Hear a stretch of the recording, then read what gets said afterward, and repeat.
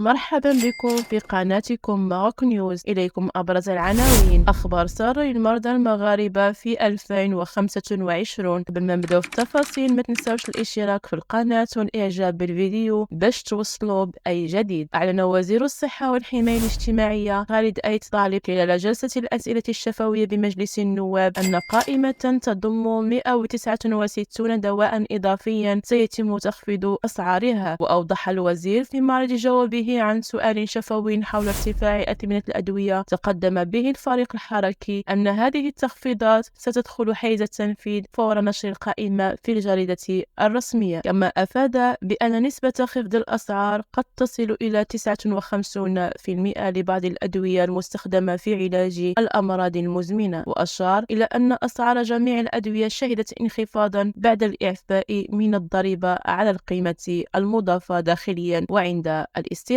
مؤكدا أن أسعار 4500 دواء جنيس انخفضت بالفعل. ووصف الوزير هذا الإنجاز بأنه عمل جبار يتطلب التوافق مع المصنعين.